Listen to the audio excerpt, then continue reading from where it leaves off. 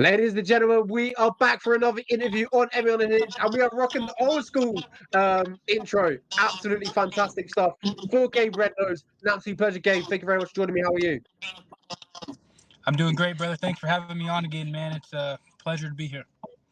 Yeah, it's good to get you back on. Obviously, there was meant to be a fantastic fight, you and Cage Warriors. I want to talk about all that good stuff. Obviously, you know, the injury and all that stuff and how you're feeling right now.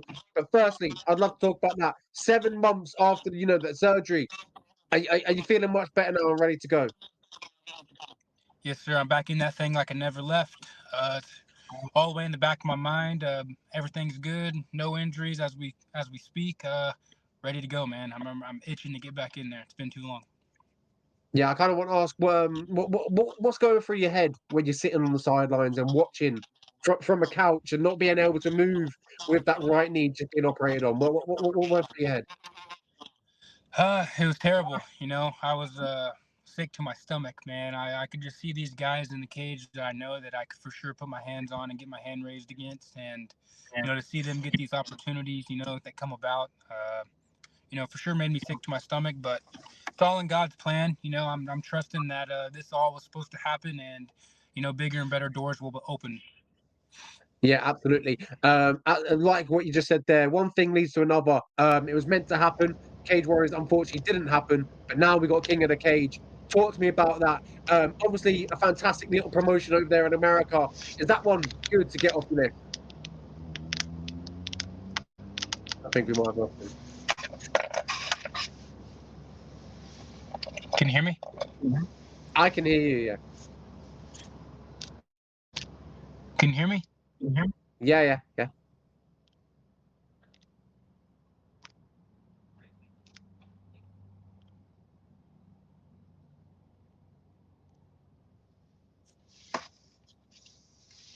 Hey, Lenny, can you hear me? I can't hear you. All good.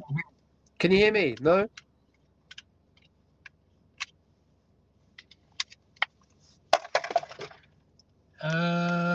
I'm not sure what happened. Rejoin.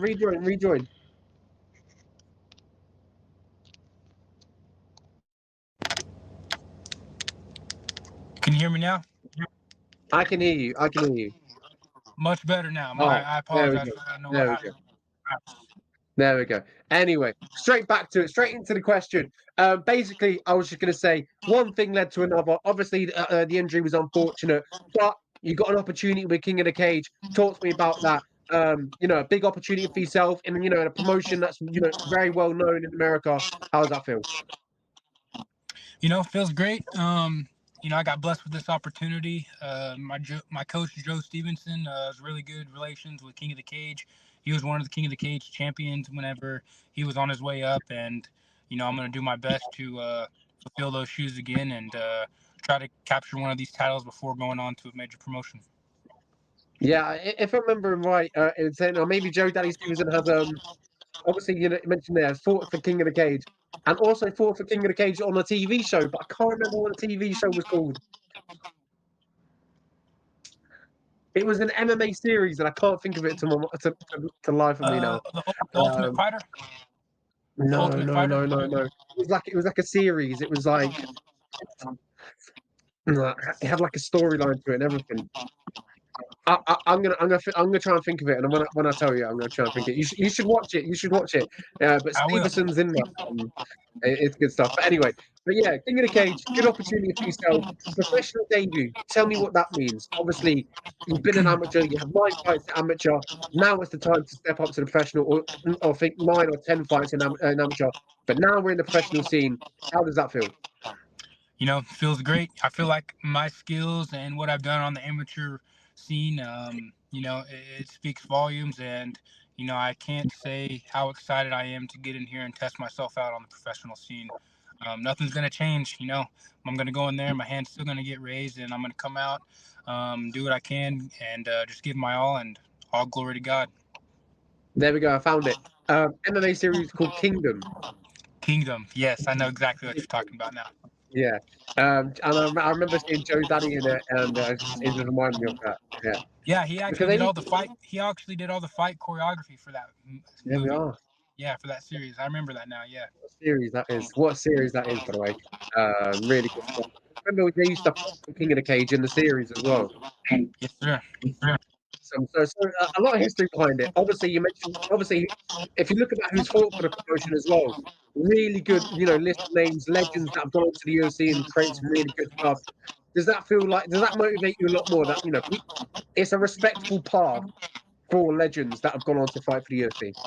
Of course, they've paved the way, and hopefully I can follow in their footsteps and make it to the next level, and use King of the Cage as a stepping stone, and get to where I eventually where I want to be. Yeah, absolutely. What interests you the most about being professional? Is it, the knees and the elbows that you couldn't use at amateur? Does that put a little bit of a smile on your face that you can't wait to utilize them weapons? Oh, I can't wait, man. I promise you, I am going to be landing some devastating elbows. It fits right into my game already. I've already been training them for this long. As long as I can remember, I've always trained elbows. I just haven't ever been able to utilize them.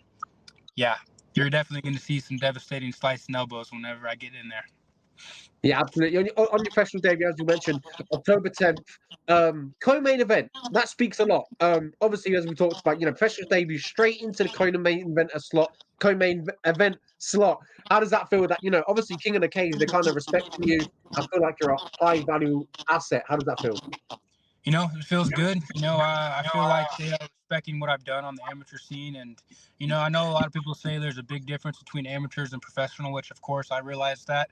But I really worked hard on my amateur resume, and, I did everything right. I took the toughest fights I could find, and I built that experience. So I feel like a co-main event slot would be perfect for me to slide right into and, start to take over. Yeah, absolutely. As you talked about there, you had a fantastic amateur record, but now it's obviously the pro. As you mentioned there, they'll probably put you in the co-main event slot because they know your history of finishing fights. It's ridiculous, Gabe. Yeah, that's one thing I like to hang my hat on, 100% finish rate. I'm going to try to keep that intact as long as I can. Obviously, I respect anyone who's going to step in there with me, but I got to ask myself whose family's going to eat, theirs or mine, and I promise you my family should eat. That is probably one of the wildest sentences that I've ever heard. That is phenomenal stuff, by the way. That's a clip in itself right there. Fantastic stuff. But yeah, talk to me more about that mentality. Is it kill or be killed in there once you're in there? Because it kind of sounds like it. When you're in there, it's just like, as you mentioned there, my family or your family's eating. So that's incredible stuff. Yeah, that's what it has to come down to. Obviously we're at the level now to where everyone's going to be good, everyone's going to be training, everyone's going to be doing everything that they're supposed to be doing, and you have to be able to flip that switch when it's needed. And I promise you, I will be willingly and ready to flip that switch when the time comes. Yeah, absolutely. October 10th. Obviously, we don't have a name there, but we've got a date. Talk to me more about that. Obviously, it's gonna be fantastic stuff. Eventually, back inside the cage. How's that gonna feel after the year that you've gone through? The surgeries, the injury. Talk to me about that feeling and emotion that you expect to feel making the walk for your professional debut. It's been a long time coming, my friend, and I just can't wait to get my hands in there and get my hands on someone and do what I do best and show the world what I can do, not only on the amateur scene, but that's going to carry over to the professional scene as well. Yeah, obviously we know. Obviously, making your amateur debut can be, a surreal feeling, but making your professional debut. Do you expect to feel comfortable straight away, even though it's a much bigger, you've got brighter lights, you've got more people watching you, or do you kind of feel like you're going to take in there, go in that cage, and just immediately own it? I'm going to own it. Obviously I'm going to have nerves, and that's just, if you didn't have nerves, something would be wrong. But the guys that I train with and spar with on an everyday basis, and when I go out to California and train with my team out there, I'm not going to fight anyone that is even close to being on their level, and if I can get comfortable training with those type of top tier athletes and top tier fighters, the sky's the limit. And I have a great coach and a great team behind me, and I'm just ready to get in there and test it. Yeah, and obviously, as mentioned, a 4-fight deal with King of the Cage. Talk to me about that. Realistically, what would you like to do in them 4 fights with King of the Cage? Is there a title, potentially on your mind at heavyweight or 205 because you're looking slim nowadays? So what's that look like? Yep. I'm not going to speak too much into the future because, obviously anything can happen whenever you step foot in there. But if everything were to go my way, I see myself double champ status, the king of the cage, before making the run to the next level. And obviously that's something that you achieved amateur. So obviously something again that you'd like to achieve in professional for King of the Cage. That would be phenomenal stuff. A really good storyline. Yeah, I'm not really a true heavyweight by any means, but Yeah. I could probably get up to 230, 240 if I really tried to, and if it made sense, I'd love to take a run at that King of the Cage heavyweight title just as bad as I'd want to take a run at the King of the Cage light heavyweight title. So, it goes either or. It's a win-win for me. If it makes sense and God's plan, I'm willing to do whatever it takes to achieve that. Yeah, you mentioned there that you're not a true heavyweight. Okay, I'd been watching some old fights of yours the other day. You look like a true heavyweight then. Now you look completely different. Talk to me about that because that's been a major transformation in yourself already. Of course, I've always been a bigger guy my whole life. 2022, I finally committed and I lost 100 pounds. I got down from 300 pounds at my worst. I was 298 pounds, not training. This was right after I had my daughter. Coming off the couch, 298, terrible diet, terrible work ethic. And, I finally said, look, I'm a dad now. If I want a chance in this, fighting game, I'm going to have to start taking this very serious.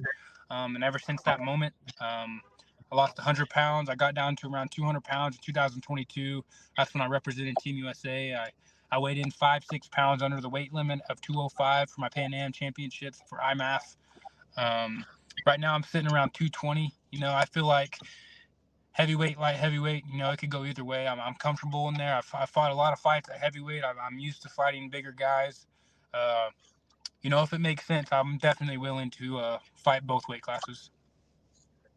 Has that been the biggest achievement for yourself? Losing all that weight, and MMA aside, has that been the most, a personal goal that you're really proud of?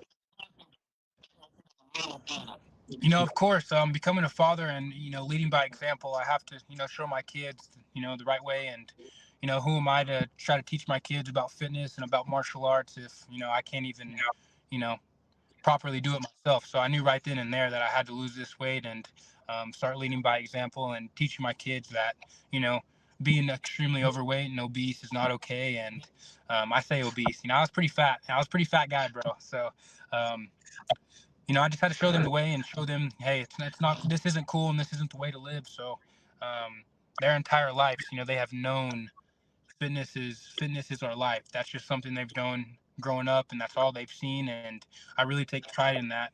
That's just a normal thing to my kids. That's incredible stuff. I'm looking forward to it. October 10th is going to be a fantastic showcase for yourself. But one last sentence for the fans, October 10th. What can they expect? Obviously, no name as of yet, but we've got a date. What can they expect from GABE Rednose on October 10th on his professional debut? What we're going to see? I can guarantee you 100% first round finish. October 10th, 2024, co-main event, King of the Cage. I give you guys my word, another first round finish is coming your way. Yeah, well, he's got a record of first round finishes and a lot of finishes in his career. So I would say what he's going with, 100%. But Gabe, an absolute pleasure, mate. It's good to get you back on, and we'll definitely catch back up after the next fight. I'm looking forward to it. Professional debut, a big stage. You were a fantastic amateur, and now you finally get to showcase your skills and your talent to a wider audience. Thank you so much, Gabe. An absolute pleasure, and I'll catch you real soon. Thank you very much, Lenny, for having me on. It's always a big blessing and an opportunity to get on here and talk to you. I really appreciate it. Catch me live, Pluto TV, October 10th. There you go. There you have it. Catch him live, October 10th. It's going to be an absolute showcase. Gabe, an absolute pleasure, mate. Catch you soon. Thank you, brother.